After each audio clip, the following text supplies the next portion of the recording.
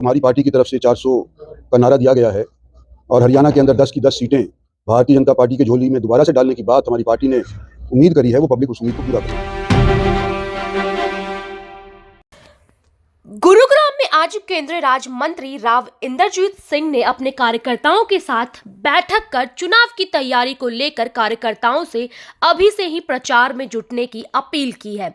BJP ने गुरुग्राम लोकसभा से राव इंद्रजीत सिंह को प्रत्याशी बनाया है। कार्यकर्ताओं की बैठक के दौरान राव इंद्रजीत सिंह ने कार्यकर्ताओं से सुझाव लिया तो वहीं कार्यकर्ताओं से चुनाव प्रचार प्रसार में जुटने के लिए भी कहा। केंद्रीय राज्य मंत्री राव इंद्रजीत सिंह ने कहा कि इस बार बीजेपी देश में एक बार फिर लोकसभा चुनाव जीतेगी और इस बार अपने सहयोग से राजनीति संगठनों के साथ मिलकर 400 से ज्यादा सीट जीतेगी। गुरुग्राम लोकसभा से प्रत्याशी बनाए जाने पर बीजेपी आला कमान का धन्यवाद किया। वहीं इस बार ये दावा किया कि इस सीट पर उनकी भारी मतों से जीत होगी। हरियाणा सरकार में मंत्रिमंडल विस्तार को लेकर उन्होंने कहा कि इस बारे में उनसे कोई भी बातचीत नहीं हुई है। हरियाणा के मंत्रिमंडल विस्तार में उनका कोई हस्तक्षेप नहीं है। बीजेपी का प्रत्याशी मैंने गुड़गांव बीजेपी के हेडक्वार्टर के अंदर आकर के शुरुआत करी है। जिस तरह का जोश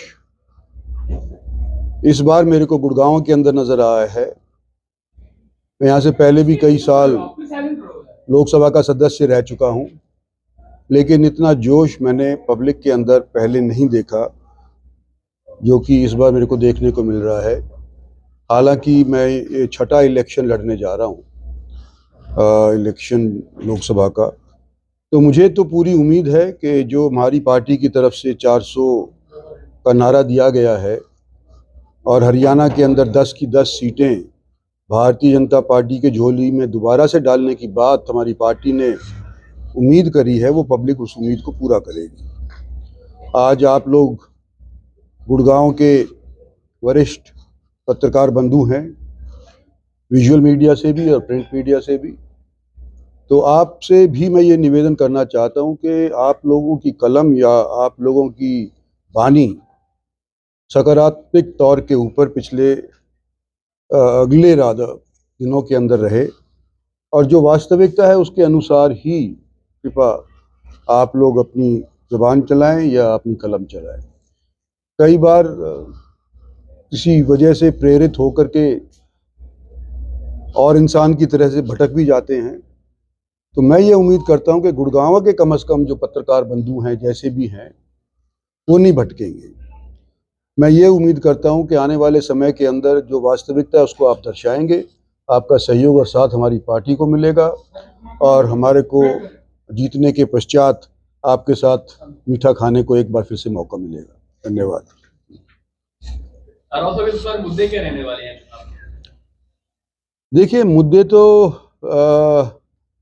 तीसरी बार जैसे कि इलेक्शन लड़ा जाता है, कोई पार्टी लड़ती है तो जीत के लिए तो वो ट्राई करती ही है, लेकिन भारतीय जनता पार्टी ने रिकॉर्ड बनाना है कि पहली बार जब वो सत्तासीन हुई तो मेजॉरिटी से हुई, दूसरी बार सत्तासीन हुई तो उससे अव्वल मेजॉरिटी से हुई और तीसरी बार जब सत्तासीन होएगी तो हम सब यही उम्मीद करते हैं कि दूसरी वाली पारी से भी फालतू वोटों से सत्तासीन होगी। ये देश की राजनीति के अंदर एक रिकॉर्ड बनेगा।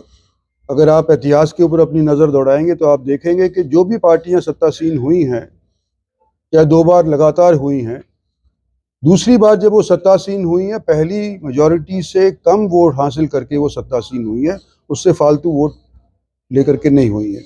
तो हमारी आशा है और पब्लिक का सहयोग अगर रहा तो ये भारतवर्ष की राजनीति के अंदर, प्रजातंत्र के अंदर एक रिकॉर्ड स्थापित भारतीय जनता पार्टी करने वाली है।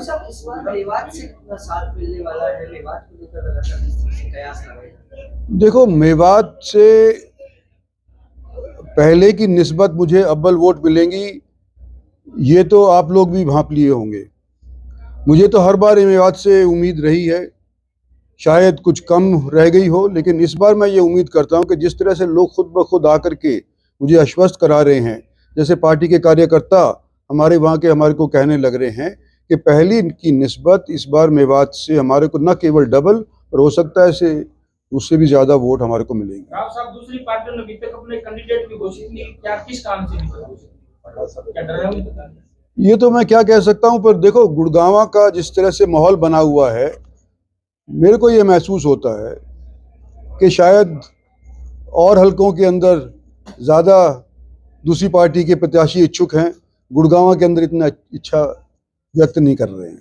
राव साहब, अभी हरियाणा में फेरबदल हुआ है, मंत्रिमंडल का विस्तार होना था लेकिन नहीं हो पाया, रुक गया। तो कुछ बातें निकल कर आ रही हैं, कुछ कयास लगाए जा रहे हैं कि शायद राव साहब ने वो मंत्रिमंडल का विस्तार करवा दिया।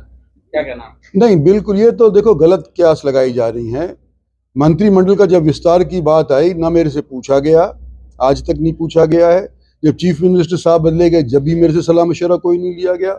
और अगर कोई यूं कह रहा है कि मैंने मंत्रिमंडल रुकवा दिया, तो वो गलत फहमी में है, मेरे से तो पूछा भी नहीं गया। इनेलो के महासचिव अभय चौटाला का कहना है कि गुरुग्राम की लोकसभा सीट पर लड़ाई सिर्फ भाजपा और इनेलो की रहने वाली है, जबकि कांग्रेस का सुपड़ा साफ है और जसपा की हुकूमत है। इस पे क्या कहते हैं? देखो, वो तो अपने पक्ष, अपने पार्टी के पक्ष में तो कहेंगे ही ना। कांग्रेस वाले अपने पक्ष के अंदर कहेंगे, हम अपने पक्ष के अंदर कहेंगे। फैसला तो जनता ने करना है ना। Thank you. वहीं आपको बता दें, भाजपा ने एक बार फिर तीसरी बार गुरुग्राम लोकसभा सीट से अपना उम्मीदवार राव को चुना है।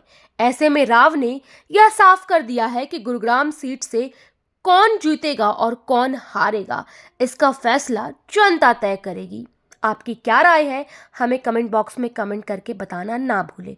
और तब तक के लिए आप देखते रहे हमारे साथ तस्वीर भारत की।